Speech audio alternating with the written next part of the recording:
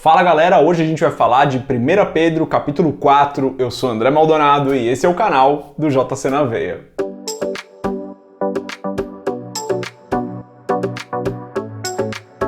Capítulo 4 de 1 Pedro, a gente vai ver que Pedro segue a mesma linha que ele veio seguindo no restante da carta, o que é bem natural, né gente? Lembra que é uma carta só, essa divisão por capítulos não foi Pedro que fez, Pedro fez uma carta única, é natural então que ele venha com o mesmo tom ao longo dos capítulos. Então são instruções bem diretas, ensinamentos bem práticos para a igreja, coisas que Pedro considerou que eram importantes para aquela igreja que estava sofrendo perseguição.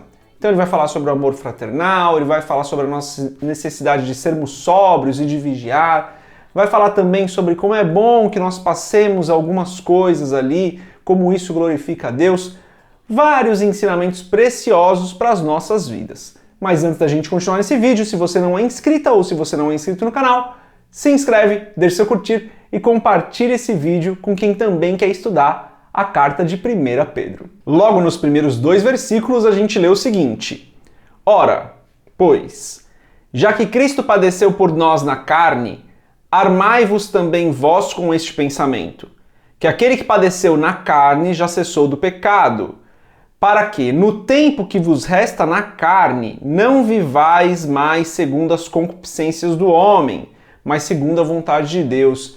Pedro aqui falando sobre a nossa necessidade da gente se afastar do comportamento do mundo, né? Nós morremos com Cristo, renascemos com Cristo, a gente já viu isso nos outros vídeos. Se você não assistiu os outros vídeos dessa série de 1 Pedro, recomendo fortemente que você o faça. A gente já falou sobre esse assunto, né? Então Pedro vem reforçando aqui, dizendo que nós não vivemos mais no pecado, nós não vivemos mais pecando constantemente. Claro, o pecado ainda pode acontecer por conta da nossa natureza, porém nós não vivemos mais em pecado, o pecado não é mais o nosso estilo de vida. O nosso estilo de vida é um estilo de servir ao Senhor, de cumprir o seu propósito, de cumprir aquilo que Ele nos manda. E não um estilo de vida de pecado, como é o do mundo. O cristão então começa a se afastar do mundo, porque o mundo vai numa direção, a direção do pecado, do prazer imediato, das alegrias imediatas e terrenas, e o cristão vai no sentido da alegria eterna, de servir ao Senhor, de amar ao teu próximo como a ti mesmo, afastando-se do pecado. Então, o nosso estilo de vida é diferente porque nós nascemos de novo. Isso se relaciona muito com o que a gente lê lá em 2 Coríntios, capítulo 5, versículo 17.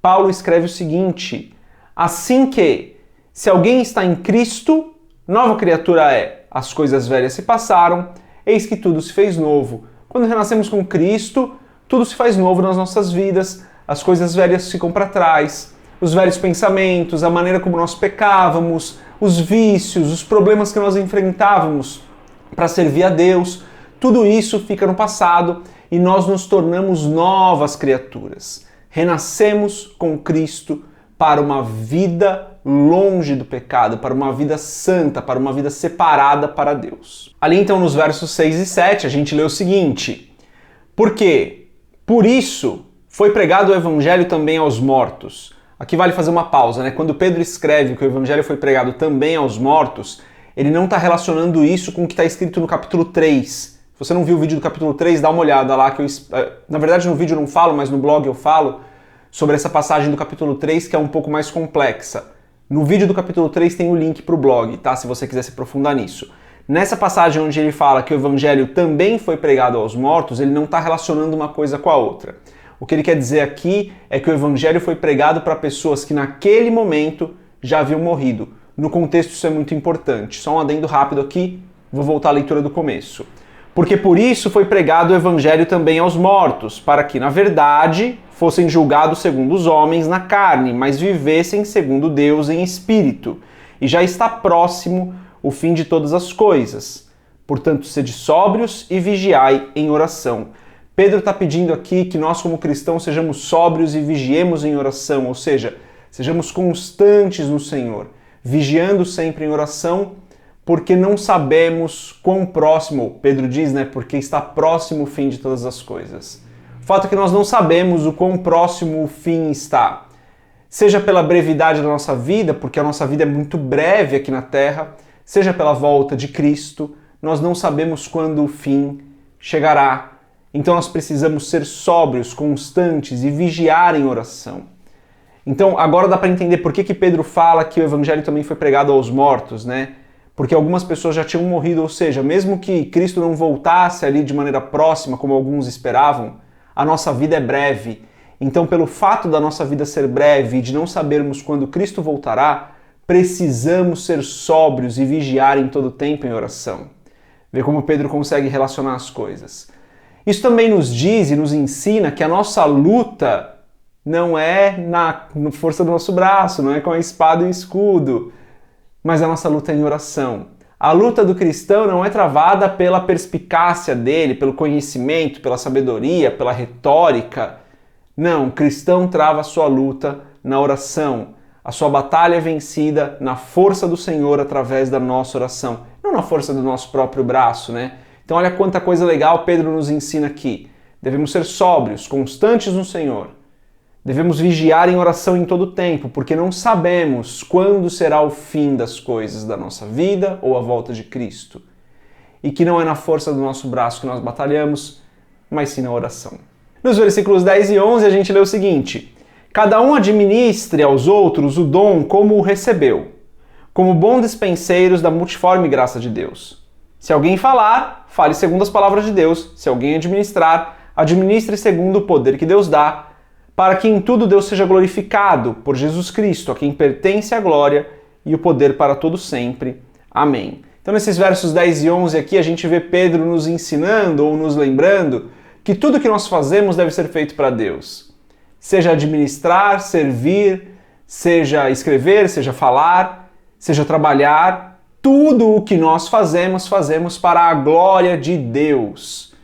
Aquilo que Deus depositou na sua vida, o dom que Deus depositou na sua vida, a graça que Ele te deu para você poder trabalhar, você poder estudar, você poder fazer as coisas que você deve fazer no seu dia a dia, tudo isso deve ser feito para a glória de Deus. Se cuidamos das nossas casas, dos nossos filhos, dos nossos cônjuges, do nosso trabalho, da igreja ou das pessoas, tudo isso é feito para a glória de Deus, não é para a nossa glória.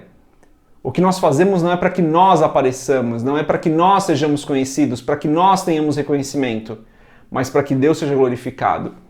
Então, quando eu falo aqui com vocês e eu falo, por exemplo, pô, se inscreve no canal, isso é importante, tal, eu não estou fazendo para que o meu nome seja conhecido, mas estou fazendo para que o nome de Deus seja glorificado através desses vídeos. E pode ser outra pessoa, pode ser eu, pode ser quem for, contanto que o nome de Deus seja glorificado. Porque quando nós não fazemos para a glória de Deus, quando nós fazemos para a nossa própria glória, quando nós fazemos para nossa própria vontade, estamos fazendo com a motivação errada. E isso não nos leva para o caminho do cumprimento do propósito, mas para o caminho que nós atendemos os nossos desejos. Pedro vai falar um pouco sobre isso na segunda carta dele, sobre como nós não devemos atender os nossos desejos, mas atender a vontade de Deus, porque a nossa vida toda é para a glória de Deus. Tudo o que nós fazemos, é isso que a gente aprende aqui nessa parte, né? Tudo o que nós fazemos deve ser feito para a glória de Deus. Daí nos versículos 12 e 13 a gente lê o seguinte: amados, não estranheis a ardente prova que vem sobre vós como para vos tentar, como se coisa estranha vos acontecesse. Mas alegrai-vos no fato de serdes participantes das aflições de Cristo, para que também na revelação da sua glória vos regozijeis e alegreis. O que Pedro está falando aqui, essa palavra tentar talvez na sua Bíblia esteja com uma tradução diferente, como provar ou algo do tipo, é o sentido da palavra, né? Tem a prova, a ardente prova e depois o tentar. Não vou entrar nesse assunto de novo, já expliquei isso recentemente aqui no canal. Se você acompanha os vídeos, tem visto, você viu esse assunto, né? Esse tentar é muito mais no sentido de provação. Então o que Pedro está falando para essa igreja que sofria perseguições, que vinha passando por um tempo muito difícil, é o seguinte: olha, não se espantem por serem provados, não se espantem por serem perseguidos. A perseguição de vocês glorifica a Deus. Essa perseguição que vocês sofrem é para a glória de Deus e vocês se tornam mais fortes quando passam por isso, mas fiquem firmes, vigiem em oração, como ele acabou de falar, né? A gente acabou de ler esse texto. Fiquem firmes no Senhor, sejam sóbrios, vigiem em oração, passem pela prova, porque esse momento de perseguição é para a glória de Deus e vocês se tornam mais fortes quando vocês passam por ele confiando no Senhor. Não estou fazendo aqui uma apologia de que nós devemos aceitar qualquer sofrimento, estou falando especificamente daqueles momentos de provação que nós passamos, mas que servem para a glória de Deus. Estou falando para você aceitar o sofrimento, não é isso. Mas entender, através do Espírito, o que é uma provação para te fortalecer, o que é uma provação para te fazer crescer e para a glória de Deus, e o que é um sofrimento, que às vezes você mesmo ou você mesma acabou entrando e precisa de livramento. Então não estou fazendo nenhuma apologia aqui de sofra por qualquer motivo. Não, mas existe um contexto aqui no qual Pedro está escrevendo, que é um contexto de uma igreja perseguida pela sua fé, ou seja, essa perseguição vai torná-los mais fortes, essa provação vai torná-los mais experientes, e eles vão passar, como Pedro mesmo fala, a confiar mais no Senhor. Então isso é para a glória de Deus. Só para separar bem os assuntos e eu não ser mal interpretado aqui, mas acho que deu para entender. Capítulo maravilhoso, né, pessoal? Quanta coisa legal a gente vê aqui Pedro falando. Eu tenho terminado esses vídeos aqui com uma oração, então se você puder, feche seus olhos, curve sua cabeça, ore comigo. Pai, em nome de Jesus eu te agradeço, Senhor, porque o Senhor é bom e nos livra do mal em todo o tempo. Não existe nenhuma provação, Senhor, que nós entremos, que o Senhor não nos suporte, que o Senhor não nos ajude e não nos faça chegar do outro lado, Pai. Que a nossa vida seja para a Tua glória, que tudo que nós fazemos, pensamos, que tudo que nós falemos seja para a Tua glória.